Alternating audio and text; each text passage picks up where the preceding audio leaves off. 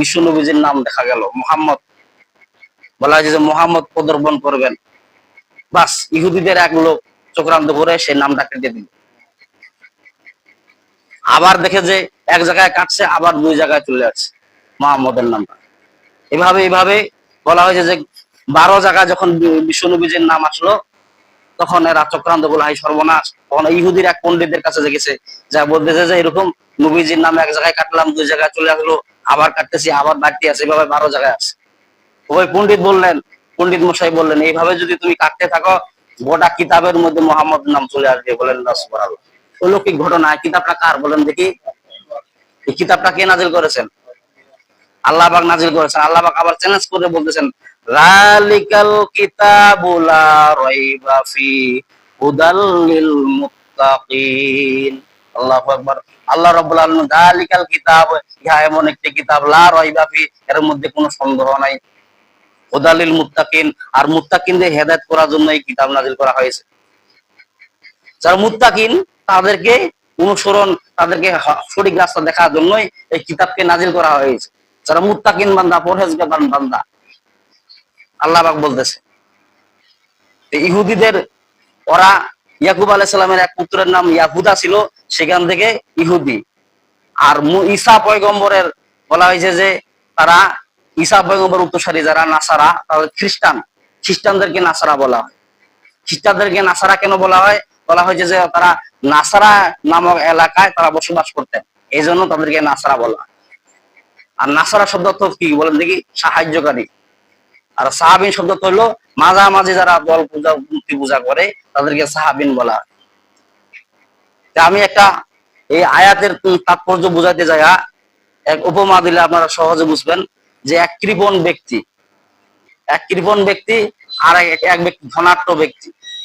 এক ধনাঢ্য ব্যক্তি অর্থ সম্পদ, টাকা পয়সা বহু আল্লাহ দান করেছেন। এই ধনাঢ্য ব্যক্তি হঠাৎ করে অসুস্থ হয়ে পড়ছেন।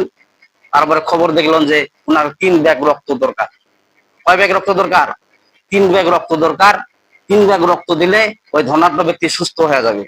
বাস উনি এলহাম জানাই দিলেন যে কে আসো, আমাকে 3 ব্যাগ রক্ত দান করবা।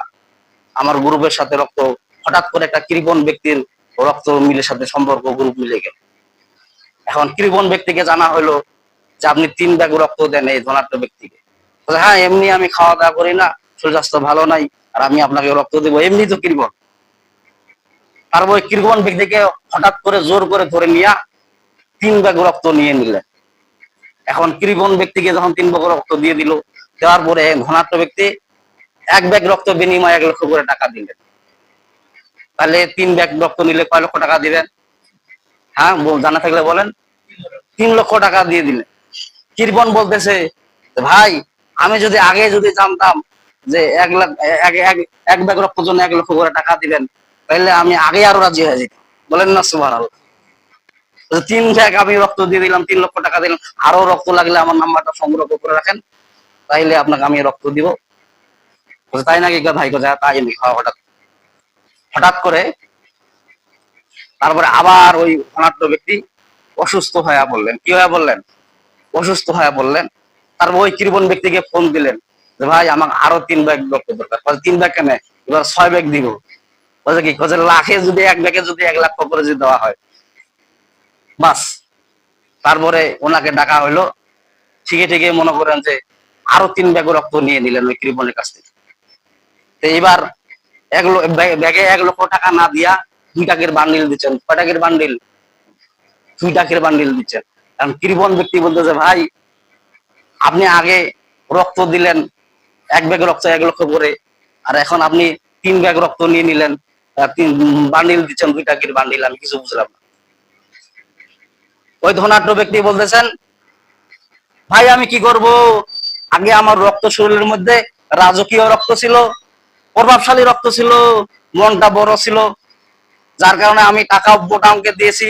যখন নাকি তুমি কৃপণের রক্ত যখন আমার শরীরের মধ্যে বর্মন করছেন, তখন আমি নিজেও কৃপণ হয়ে গেছি, এই জন্য আমি 2 টাকার বান্ডিল দিচ্ছি। আল্লাহ ভাই কোথায় বলতেছেন?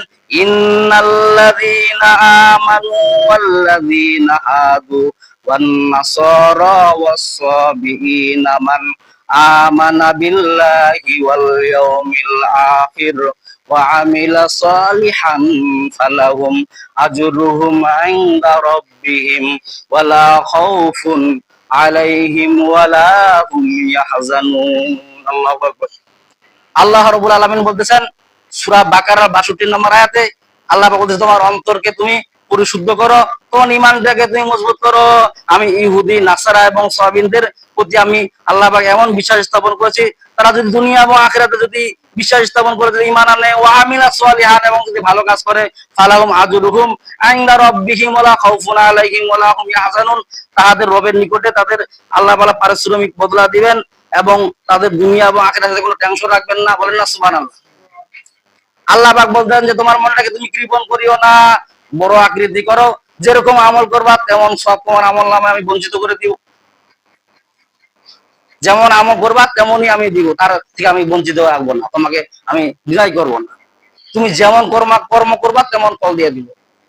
কোন সম্মান ব্যক্তিকে তুমি যদি অসম্মানী করো, আমি আল্লাহ তোমাকে অসম্মানের জায়গা ফেলাই রাখবো। হুজুর আদা দিয়ে আদা মাপা যায় না, কাজে যায় তো এইটাও হাফ কেজি আদা চড়ে তো ওটা হাফ কেজি আদা, দুইটা আদা মিলে 1 কেজি হয়ে যাবে। তার মানে কি, আপনি যদি সম্মানী ব্যক্তিকে যদি সম্মান দিতে না জানেন, আল্লাহ তাআলা আপনাকে বেসম্মান জায়গা ফেলায় রাখবেন। আপনি ধনাঢ্য ব্যক্তি হয়েছেন তো কি হয়েছেন, টাকাওয়ালা ব্যক্তি হয়েছেন তো কি হয়েছেন, এমন পর্যায়ে ফেলাবে আপনাকে নিচের শ্রেণীর কাছে হালাত করার জন্য আল্লাহ পাঠাই দিবে। ঈমান আপনার ভিতরে সম্মান বলতেই থাকবে না। আল্লাহ পাক বলতে যে ইহুদি, নাসারা এবং কি সাবিহীন, এই জাতিগুলোর মধ্যে যদি আল্লাহ পাক বলতেছেন যে এই জাতিগুলোর মধ্যে কেউ যদি ঈমান আনে, স্থাপন করে, আমার আখিরাতের মধ্যে যদি বিশ্বাস করে এবং আমলের কিয়ামতকে যদি বিশ্বাস করে, ফালাহুম আজরুহুম, তাদের পারিশ্রমিক বদলা আমি আল্লাহ পাক দিয়ে দিব, ইনদা রাব্বিহিম, তাদের রবের নিকট রয়েছে, ওয়ালা খাউফুন আলাইহিম ওয়ালা হুম ইয়াহজানুন, এবং তাদের দুনিয়া এবং আখিরাতে কোনো আল্লাহ তাআলা কি রাখবেন না, পেরেশানের মধ্যে রাখবেন না। কিন্তু আপনি টাকাওয়ালা ব্যক্তি, ধনাঢ্য ব্যক্তি, তার মধ্যেও আপনি পেরেশানের মধ্যে থাকেন, তার মানে কি আপনি এখনো সঠিকভাবে আল্লাহর প্রতি কি করতে পারেন নাই, ঈমান আনতে পারেন নাই। যদি ঈমানের প্রতি যদি ঈমানদারে বলিয়া হয়, যদি আপনি বিশ্বাস স্থাপন করতে পারতেন, তাহলে কি হয়ে যেত, তাহলে আপনার কৃপণ ব্যক্তির কাছে আল্লাহ পাক মুখাপেক্ষি করতো না, আপনার প্রতি মুখাপেক্ষি করতো ধনাঢ্য ব্যক্তির প্রতি। বলেন না সুবহান। সিরিয়াল বিদায়, সিরিয়াল কি প্রথম সিঁড়ি, দ্বিতীয় সিঁড়ি, প্রথম সিঁড়িটা হলো ছোট, দ্বিতীয় সিঁড়িটা হলো বড়, তৃতীয় সিঁড়ি হলো তার চাইতে আরো বড়। বলছে কেন বড়, যত উপরে চড়ে তত সিঁড়িগুলা বড় হয়ে যায়, আর যে নিচে যত থাকে সিঁড়িগুলা ছোট হয়ে যায়। তার মানে কি, বড় সিঁড়ি যদি নিচের দিকে যদি তাকায়, তার মানে কি ছোট ছোট মনে হয়। কিন্তু আপনার ভিতরে ছোট ছোট ভাব আছে না কেন, আপনার ভিতরে কৃপণতা বাস করে, যার কারণে আপনার ছোট মনে হয় না। আপনি ছোটোর কাছে আপনাকে আল্লাহ পাঠায় দেয়, আপনি বড় কাছে যাইতে পারেন না। কেন যেতে পারেন না, আপনি আপনি আপনার ভিতরে বড় মানসিকতা নাই, ছোট মানসিকতা। যার আত্মা বড়, যার মানসিকতা বড়, আল্লাহ বড় দিকে ঠেলায় দেয়। আর যার ছোট, সে বড় থেকে ছোটর দিকে আসে। এখন আমাদের সবটা কেমন হয়ে গেছে, আমরা বড় থেকে ছোটর দিকে আসি, ছোট থেকে বড়র দিকে যাইতে পারি না। কেন যাইতে পারি না, কারণ আমাদের আত্মা ছোট, আমার মানসিকতা ছোট, যার কারণে আমরা আমার ছোটদের কাছে হাত পাতে তো আমাদের কোনো লজ্জাবোধ, কি কথা কি মানে বললাম নাকি, মুফাসসির তাফসীরের ব্যাখ্যা এইভাবে বলতেছেন যে আল্লাহ পাক বলতেছেন আপনার বড় থেকে আল্লাহ আপনাকে ছোটর দিকে দিবেন না। আপনি যখন সম্মানী ব্যক্তিকে যখন সম্মান দিতে পারবেন না, যখন আপনি আপনাকে বড় করতে পারবেন না, আপনি এত পরিমাণের আমল করবেন, এত পরিমাণের ভালো কাজ করবেন, তারপরও মনে হবে যে আমি সামান্য ভালো কাজ করবেন, মনে হবে যে অনেক কিছু ভালো কাজ করে ফেলাইলাম। আর যখন মানুষের ক্ষেত্রে যখন দাঁড়াবেন, দান ক্ষেত্র দেখে দাঁড়াবেন, তখন মনে হবে কি জানেন যে আমি বহু টাকা দান করে ফেলাইলাম, না দিলেই মনে ভালো হয়ে যেত। এরকম আন্তরিকতা আল্লাহ পাক আপনার অন্তরের ভিতর পয়দা করে দিবেন। কেন দিবেন, কারণ আপনার অন্তর ছোট, আপনার ভিতরের মধ্যে মানুষত্ব নাই। একটা ছাগল আর একটা ছাগলকে মনে করেন যে মূল্যায়ন করবে, একটা কুত্তা আর একটা কুত্তাকে মূল্যায়ন করবে।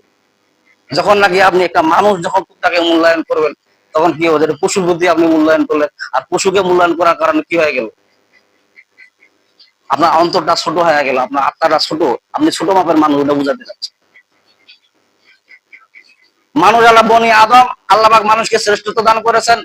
এক মানুষ আরেক মানুষকে যখন সম্মান করে না, আল্লাহ পাক বলেন যে তুমি ওকে সম্মান না করার কারণে, অহংকার করার কারণে তোমাকে আমি ছোট পর্যায়ে দাঁড় করে দিব। মানুষের স্বভাব কেমন স্বভাব চিন্তা করেন, মানুষের স্বভাব যদি আল্লাহ তাআলা দান করেন, যে কুকুর গুলা কুত্তা গুলা কিন্তু আপনার সম্মান চেনে না, সম্মান চেনে, মসজিদ হোক আর মাদ্রাসা হোক, পা উঁচা করে বলে প্রস্রাব বলে প্রস্রাব করে দিয়ে দিবে, ঠিক কিনা বলে? আপনার আল্লাহ শ্রেষ্ঠ দান করেছে, বনি আদম আপনি শ্রেষ্ঠ মানুষ। আল্লাহ পাক বলেন ইন্নাল্লাযীনা আমানু ওয়াল্লাযীনা হাদু ওয়ান নাসারা ওয়াস-সাবিঈনা মান আমানা বিল্লাহি ওয়াল ইয়াউমিল আখির ওয়া আমিলা সলিহান ফালাহুম আজরুহুম ইনদা রাব্বিহিম ওয়ালা খাউফুন আলাইহিম ওয়ালা হুম ইয়াহজানুন। আল্লাহ পাক বলেন যে আমি মানুষকে কেমন শ্রেষ্ঠত্ব দান করেছি তোমরা কি জানো? ইন্নাল্লাযীনা নিশ্চয় সমস্ত লোকেরা আমানু যারা আমার আল্লাহর প্রতি বিশ্বাস করবে, ওয়াল্লাযীনা হাদু ওয়ান নাসারা ইহুদিদের মধ্যে হোক এবং নাসারাদের মধ্যে হোক এবং সাবিদের হিন্দুদের মধ্যে হোক, মান আমানা বিল্লাহ আমার আল্লাহর প্রতি যদি ঈমান আনে বিশ্বাস স্থাপন করে, ওয়াল ইয়াউমিল আখির এবং আখিরাতে যদি বিশ্বাস স্থাপন করে, ওয়া আমিলা সলিহান ফালাহুম আজরুহুম ইনদা রাব্বিহিম ওয়ালা খাউফুন আলাইহিম ওয়ালা হুম ইয়াহজানুন। আর যদি ভালো আমল করে তাদের বদলা আল্লাহ পাক তাদের রবের নিকট থেকে দিবেন, ওয়ালা খাউফুন আলাইহিম ওয়ালা হুম ইয়াহজানুন। আর আল্লাহ তাআলা মানুষের দুনিয়া এবং আখিরাতে কোনো ভয় এবং পেরেশানি রাখবেন না। তো ইহুদি এবং নাসারাকে যদি এই কথাটা বলতে পারে আমি তো মুসলমান দাবি করি, তারপরও আমি ইহুদি নাসারা থেকে আমি নিকৃষ্ট শ্রেণী হয়ে গেলাম। আল্লাহ পাক চ্যালেঞ্জ করে বলতেছেন যে ইহুদি এবং নাসারা এবং খ্রিস্টানদের মধ্যে যদি আমার আল্লাহর প্রতি যদি বিশ্বাস করে তাদের বদলা আমি আল্লাহ পাক দেওয়ার ওয়াদা করছি। আর আপনি মুসলমান, তাহলে আপনার প্রতি আল্লাহ কত বদলা দেওয়ার অঙ্গীকার করছে। বলা হয়েছে নবীজির বিশ্ব নবীজির উম্মত ছাড়া জান্নাতের মধ্যে সর্বপ্রথম কেউ যাবে না, আগে বিশ্ব নবীজির উম্মত যাবে জান্নাতে, তারপরে বাকি উম্মত গুলা যাবে। ইহুদি নাসারা এদের প্রতি যদি আল্লাহ বলিয়ান হয় যদি এই বিশ্বাস স্থাপন করতে পারে আমি একটা মুসলমান, আমি মুসলমানের ঘরে জন্ম নিয়েছি, ওরা তো ইহুদির ঘরে জন্ম নিয়েছি, ওরা তো খ্রিস্টানদের ঘরে জন্ম নিয়েছে, ঠিক না বলেন? ওদেরকে যদি আল্লাহ তাআলা এই বদলা দেওয়ার জন্য যদি প্রতিশ্রুতি যদি আল্লাহ পাক দিতে পারেন, তা আমি একজন মুসলমান। আচ্ছা পদে পদে এক মুসলমান আরেক মুসলমানকে মার খাচ্ছি, কেন আমরা খাচ্ছি? ইহুদির হাতে মার খাচ্ছি, বেদিনদের হাতে মার পিটা খাচ্ছি, কেন খাচ্ছি? একমাত্র আমাদের ভিতরে মানুষত্ব এবং মুসলমানত্ব না থাকার কারণে। তা আমরা যে মুসলমান বলে যে দাবি করি, আমাদের ভিতরে কেমন বলিয়ান থাকা লাগে বলেন? মুসলমানের প্রতি অহংকারী এবং কি কৃপণতা রাখা যাবে না। আপনার রক্ত আপনার যেটা বিস্তার লাভ করাবে, সয়লাভ করাবে, সেও কৃপণ হয়ে যাবে। এই জন্য আপনার আন্তরিকতা এবং মনুষ্যতা এমন পর্যায়ে দাঁড় করতে হবে যেন আমি একজন মুসলমান। হযরত আবু বকর রাদিয়াল্লাহু তাআলা ধনাঢ্য ব্যক্তি ছিলেন, সমস্ত সম্পদ তিনি ইসলামের জন্য ব্যয় করে দিয়েছেন। উমরের ছিলেন, উমরও ব্যয় করে দিয়েছেন। মা খাদিজা রাদিয়াল্লাহু তাআলা আনহা ছিলেন, সমস্ত ইসলামের জন্য ব্যয় করে দিয়েছেন। তাও অসহায় লোকের কি করেন নাই? খোঁজ খবর নিছেন। অসহায় লোকে না খায় রাখেন নাই। আর আপনি খোঁজ খবর নিতে পারেন না, আপনি নামাজ রোজা হজ যাকাত দিয়ে আপনি বড়াই করতেছেন। সাহাবীরা বড়াই করতেছে কি কতবার সাহাবীদেরকে তাকে দান করতে হবে।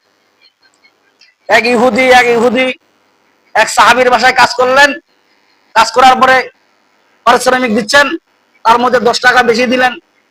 তো ওই ইহুদি বলতেছেন যে ভাই আপনার বাসায় আমি কাজ করলাম, পারিশ্রমিক তো দিলেন, আরো 10 টাকা কিসের দিলেন? ওই সাহাবী বললেন যে নবীজির শিক্ষা হলো যে আপনি আমার বাসায় কাজ করলেন, আপনার পারিশ্রমিক দিলাম, এটা হলো ন্যায়। আর 10 টাকা যে আমি বেশি দিলাম এটা হলো কি ইহসান করলাম আপনার প্রতি, বলেন না সুবহানাল্লাহ। আর আপনার তো আপনি তো মনে করেন যে ইহসান তো দূরের কথা, যেটা ন্যায্য পরিশ্রমিক ওইটাই আপনি দিতে পারেন না, তাহলে আপনি সাহাবীর বই কেমন করে দাবি করেন? আপনি বলেন যে আমি শুধু জান্নাত, যদি আপনি বলেছেন যে আমি নামাজ দিয়া রোজা দিয়া হজ দিয়া জান্নাত যাবো, কখন কোশ্চেন কালে আপনি যেতে পারবেন না। সাহাবীদের ঘটনা আপনি দেখেন, বেশিরভাগ তারা দানবীর ছিলেন, তারা দান করেছেন। হযরত আবু বকর রাদিয়াল্লাহু তাআলা ছিলেন, বাজারের মধ্যে কাপড়ের দোকান ছিলেন, ইসলামের জন্য ব্যয় করেছেন। খাদিজার আপনি ইতিহাস খুলে দেখেন, খাদিজার ইতিহাস খুলে দেখেন, ওমরের ইতিহাস খুলে দেখেন, তারা দানবীর ছিলেন এবং দান করতে ওদেরকে আল্লাহ পাক ওইভাবেই কবুল করেছেন এবং জান্নাতের আশারা মুবাশশারা দান করেছেন, জান্নাতের সার্টিফিকেট দিয়েছেন একমাত্র এই দান করার বদৌলতে, বলেন না সুবহানাল্লাহ। তা আল্লাহ পাক আমাদেরকে সবাইকে সঠিক সমাজ দান করুক। ওয়া আখিরু আলহামদুলিল্লাহি রাব্বিল